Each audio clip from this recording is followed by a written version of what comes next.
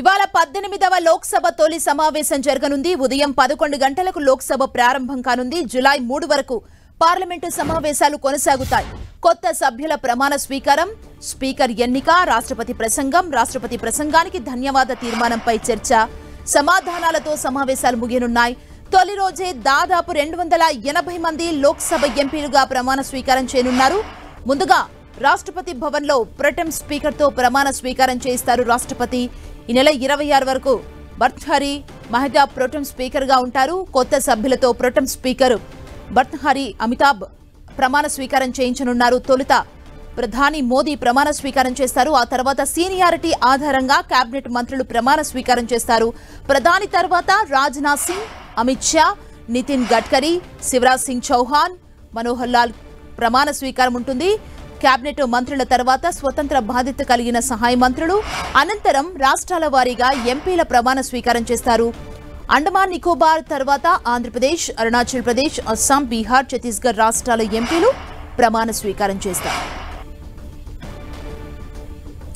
ఇక ఈరోజు 18వ లోక్సభ తొలి సమావేశం జరగనుంది. ఇదే అంశానికి సంబంధించి మరింత సమాచారం మా ప్రతినిధి గోపి మనకు అందిస్తారు. గోపి, పార్లమెంట్ ప్రత్యేక సమావేశాలు ఈ రోజు నుంచి జూలై 3 వరకు జరగబోతున్నాయి. 18వ లోక్సభకు సంబంధించిన తొలి సమావేశాలు ఇవి. ఈ సమావేశాల్లో ఎటువంటి చర్చలు, బిల్లులు ఆమోదం వంటివి ఉండవు. కేవలం నూతనంగా లోక్సభకు ఎన్నికైన సభ్యుల చేత ప్రమాణ స్వీకార కార్యక్రమాలు, అలాగే రాష్ట్రపతి ప్రసంగం, రాష్ట్రపతి ప్రసంగానికి ధన్యవాద తీర్మానంపై చర్చ, సమాధానం మాత్రమే ఉంటాయి. ఈరోజు మరి కాసేపట్లో ప్రొటెం స్పీకర్గా భర్తృహరి మెహతాబ్ ప్రమాణ స్వీకారం చేయబోతున్నారు. రాష్ట్రపతి భవన్లో భర్తృహరి మెహతాబ్ చేత రాష్ట్రపతి ద్రౌపది ముర్ము ప్రమాణ స్వీకారం చేయించబోతున్నారు.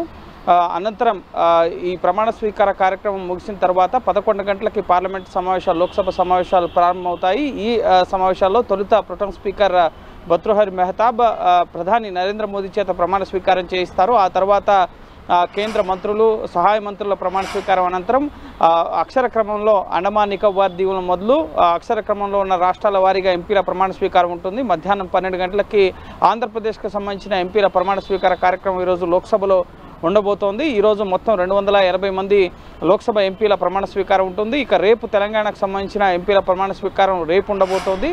సో ఈరోజు రేపు మొత్తం కలిపి 544 ఎంపీల ప్రమాణ స్వీకార కార్యక్రమాలు అనేవి పూర్తవుతాయి. ఇక 26వ తేదీన స్పీకర్ ఎన్నిక కార్యక్రమం ఉంటుంది. మరొకసారి ఓం బిర్లానే స్పీకర్ అయ్యే అవకాశం కనిపిస్తోంది. స్పీకర్గా బీజేపీకి సంబంధించిన అభ్యర్థిని ఎంపిక చేయాలని చెప్పి అధిష్టానం నిర్ణయించినట్లుగా తెలుస్తోంది. సో డిప్యూటీ స్పీకర్గా ఎన్డీఏ భాగస్వామ్య పక్షాలైన టీడీపీ, అలాగే జేడీయూకి అవకాశం కల్పించే అవకాశం ఉంది. అలాగే డిప్యూటీ స్పీకర్ తమకివ్వాలని చెప్పి విపక్ష పార్టీలు పట్టుబడుతున్న పరిస్థితి ఉంది. ఒకవేళ తమకు ఇవ్వకపోతే కనుక ముఖ్యంగా ఎన్నికకు సిద్ధమయ్యే అవకాశం కూడా కనిపిస్తోంది. ఇప్పటికే ప్రొటెం స్పీకర్ ఎంపిక పైన కొంత అసంతృప్తిని వ్యక్తం చేస్తున్నాయి కాంగ్రెస్ సహా ఇండియా కూటమి పార్టీలంతా కూడా.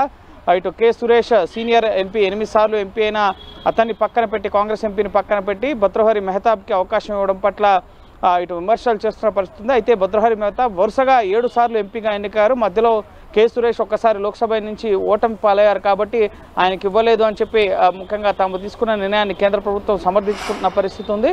సో ఓవరాల్గా ఈరోజు తొలి రోజు ఇటు ప్రమాణ స్వీకార కార్యక్రమాలకి ముఖ్యంగా అన్ని రకాల ఏర్పాట్లను కూడా చేయడం జరిగింది. లోక్సభ సెక్రటరీ జనరల్ ఉత్పల్ కుమార్ కొత్తగా లోక్సభకి ఎంపికైన వారి అభ్యర్థుల జాబితాను మొదట ప్రొటెం స్పీకర్కి అందజేయడం జరుగుతుంది. సభా కార్యక్రమాలు ప్రారంభమైన వెంటనే ఆ తర్వాత ప్రధాని, కేంద్ర మంత్రుల ప్రమాణ స్వీకారాల అనంతరం రాష్ట్రాల వారీగా ఉన్న ఎంపీలంతా కూడా ప్రమాణ స్వీకారం చేస్తారు. ఇక ఈరోజు పార్లమెంటు వేదికగా ముఖ్యంగా 10 గంటలకి ఇటు కాంగ్రెస్ పార్లమెంటరీ పార్టీ సమావేశం జరగబోతోంది. పార్లమెంట్లో అనుసరించాల్సిన వ్యూహాలపైన ఆయా పార్టీలు, ఇండియా అలయన్స్లో ఉన్న పార్టీలన్నీ కూడా చర్చించబోతున్నాయి. అలాగే ఈరోజు తొలి రోజు ఎన్ఎస్యుఐ ఈరోజు నీట్ అవకతవకలకు సంబంధించి, పేపర్ లీకేజ్ల అంశానికి సంబంధించి విద్యార్థులకు న్యాయం చేయాలని డిమాండ్ చేస్తూ పార్లమెంట్ ముట్టడికి పిలిపివ్వడం జరిగింది. సో పార్లమెంట్ సరౌండింగ్స్లో ప్రస్తుతం భద్రతను కట్టుదిట్టం చేశారు. సో తొలి రోజే పార్లమెంట్ సమావేశాలు, ఈ సమావేశాల్లో ఎటువంటి బిల్లులు ఆమోదాలు లేకపోయినప్పటికీ కూడా, ప్రత్యేక సమావేశాలు అయినప్పటికీ కూడా ఎటువంటి అవకాశాన్ని కూడా కేంద్ర తీరుని నిరసించేందుకు ఏ అవకాశాన్ని కూడా వదులుకోకూడదని చెప్పి ఇండియా అలయన్స్ కాంగ్రెస్ పార్టీ నిర్ణయించుకోవడం జరిగింది. అలాగే ఉదయం 10 గంటల 15 నిమిషాలకి ఇటు గాంధీ విగ్రహం వద్ద సమావేశమై అక్కడి నుంచి రాజ్యాంగ ప్రతిని చేతబూని ఇండియా అలయన్స్ పార్టీలకు సంబంధించిన పార్టీలన్నీ కూడా ఐక్యంగా ఉన్నాయి. అలాగే రాజ్యాంగాన్ని కాపాడేందుకు మేము సిద్ధంగా ఉన్నామన్న సందేశాన్ని ఇస్తూ పార్లమెంట్ లోపలికి లోక్సభలోకి వెళ్ళబోతున్నారు. ఇండియా అలయన్స్ పార్టీలకు సంబంధించిన నేతలంతా కూడా గాంధీ విగ్రహం నుంచి ఇటు రాజ్యాంగాన్ని చేతబట్టి ఒక మార్చ్గా పార్లమెంట్లోకి లోక్సభలోకి వెళ్ళబోతున్నారు. అలాగే పార్లమెంట్లో అనుసరించాల్సిన వ్యూహాలపైన కూడా ఈ పార్టీలన్నీ కూడా చర్చించబోతున్నాయి. స్పీకర్ ఎంపికకు సంబంధించిన అంశంపైన కూడా ఇండియా కూటమికి సంబంధించిన పార్టీలన్నీ కూడా చర్చించబోతున్నాయి. సో ఓవరాల్గా ఇటు బీజేపీ ప్రధాని నరేంద్ర మోడీ కూడా పార్లమెంట్ ప్రారంభం సందర్భంగా ఈరోజు లోక్సభ సమావేశాల ప్రారంభం సందర్భంగా 10 గంటల 15 నిమిషాలకి మీడియాని అడ్రస్ చేయడం జరుగుతుంది. పార్లమెంట్ సమావేశాల ఫస్ట్ డే ఎలాగో ప్రధాని మోడీ మీడియాను అడ్రస్ చేస్తారు. సో ఈరోజు మరి కాసేపట్లో ప్రధాని నరేంద్ర మోడీ కూడా మీడియాను అడ్రస్ చేయబోతున్నారు. అలాగే టీడీపీకి సంబంధించి తెలుగుదేశం ఎంపీ విజయనగరంకి సంబంధించిన ఎంపీ ఇటు పార్లమెంట్కి సైకిల్పై వెళ్ళబోతున్నారు. ఈరోజు తొలి రోజు ముఖ్యంగా కలిశెట్టి అప్పలనాయుడు విజయనగరం ఎంపీ ఈయన అశోక రోడ్ 51 నుంచి గల్లాజేదేవ్ మాజీ నివాసం నుంచి పార్లమెంట్ వరకు కూడా సైకిల్ పైన వెళ్ళబోతున్నారు. టీడీపీ ఎంపీలంతా పార్లమెంట్ సమావేశానికి ముందు అశోక రోడ్ 50లో సమావేశం, అక్కడి నుంచి పార్లమెంట్కి వీరంతా కూడా కలిసి వెళ్ళడం జరుగుతుంది.